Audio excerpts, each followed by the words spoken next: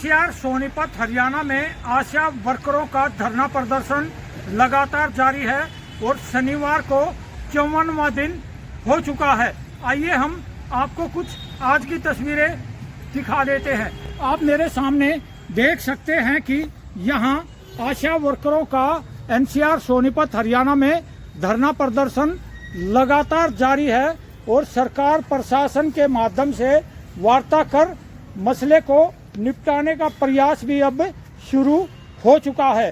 और कुछ तस्वीरें आपको यह भी जरूर देखनी चाहिए कि आशा वर्कर जिंदाबाद इस बैनर पर लिखा हुआ है।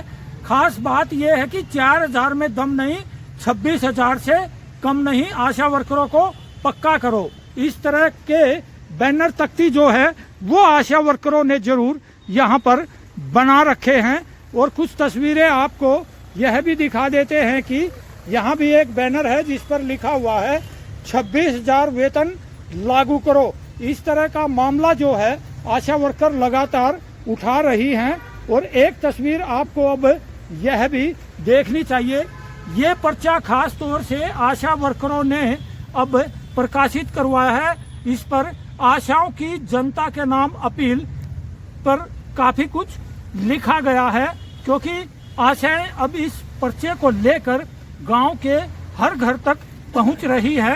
यानी कि आशाओं की कोशिश यह है कि जो उनके साथ हो रहा है और सैलरी नहीं बढ़ रही है, पक्के नहीं हो रहे हैं, वह बात अब जनता तक भी पहुंच जाए। यहाँ पे आशा वर्कर यूनियन की राज्य महासचिव मौजूद है। एक बार उनसे प्रयास कर लेते हैं बात करने का। जिस तरह से जी, क्या नाम है आपका? सबसे पहले परिचय लेना चाहेंगे। मेरा नाम सुनीता है जी, मैं आशा वर्कर यूनियन की राज्य की महासचिव हूँ। आखिर क्या कहा सरकार ने? वार्ता का मैं समझता हूँ पहला चरण। देखिए, वार्ता का पहला चरण ये है, इसको इस तरीके से समझा जा सकता है कि पहले तो 46 दिन तक सरकार ने वार्ता ही नहीं की। 46 दिन के बाद सरकार ने वार्ता की। 2 वार्ताएं जो है डिपार्टमेंट के साथ हुई और कल जो वार्ता हुई है उस वार्ता में जो है सरकार के प्रतिनिधि थे, सरकार के वो आर.के. खुल्लर जी और हमारी हेल्थ की एसीएस मैडम श्री जी अनुपमा जी और डिपार्टमेंट के बाकी भी अधिकारी कल की मीटिंग में मौजूद थे।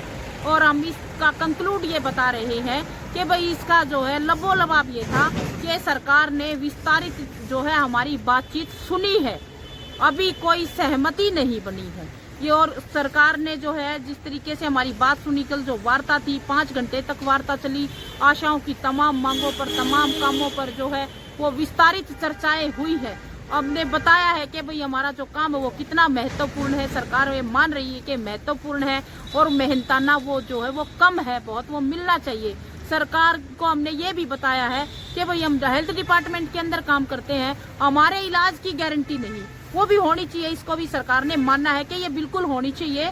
और ये हमने कहा है सरकार को कि हमें ESIPF के दायरे में शामिल किया जाए।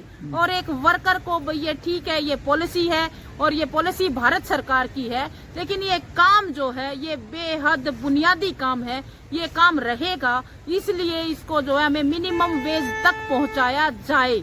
भाई ये इंसेंटिव वर्क है वो ठीक है, हमारे जो है इंसेंटिव्स बढ़ने चाहिए, हमें मिनिमम वेज की कैटेगरी तक पहुंचाया जाए। आगे क्या निर्णय लिया है? अभी कोई फैसला नहीं था सरकार की तरफ से, केवल आश्वासन दिया गया, हमारी बातें सुनी गई और आश्वासन दिया गया है मजबूती के साथ। अगले हफ्ते में आशाओं की मांगों पर जो है मुख्यमंत्री जी से, स्वास्थ्य मंत्री जी से चर्चा करके और उनको जो है पूरा करने की कोशिश की जाएगी। और अगले हफ्ते में मुख्यमंत्री या जो है स्वास्थ्य मंत्री दोनों के ही साथ जो है बैठक का जो है आश्वासन दिया गया है। जिस तरह से बताया गया है कि मुख्यमंत्री अब बैठक में शामिल होंगे और हरियाणा के स्वास्थ्य मंत्री अनिल विज भी बैठक में शामिल हो सकते हैं, क्योंकि मसला काफी दिनों से लगातार आशा वर्करों का चल रहा है। और सभी आशाओं को भी विश्वास है कि वार्ता से ही समाधान निकल सकता है, क्योंकि महंगाई लगातार बढ़ रही है तो खर्चे भी बढ़ रहे हैं और जो सैलरी फिलहाल आशाओं को मिल रही है उससे महंगाई के दौर में गुजारा करना बेहद मुश्किल है। जिस तरह से आपको हमने एक पर्चा दिखाया कि आशाओं की जनता के नाम अपील, इस पर्चे में आप देख सकते हैं कि खास तौर से आशाओं ने अपनी तमाम तरह की मांगे जो हैं इसमें छपवा रखी हैं और ग्रामीण क्षेत्रों में इस पर्चे को लेकर जाया जा रहा है। हम एक बार एक आशा वर्कर और है, उनसे बात कर लेते हैं। क्या नाम है जी आपका? मेरा नाम पिंकी है। पिंकी जी, क्या बोलना चाहते हो? मैं बोलना चाहती हूँ कि सरकार हमें जो गुमराह कर रही है और बार बार हमें मौका दे रही है बात करने का, और फिर पूरी तरह वार्ता नहीं हो पा रही।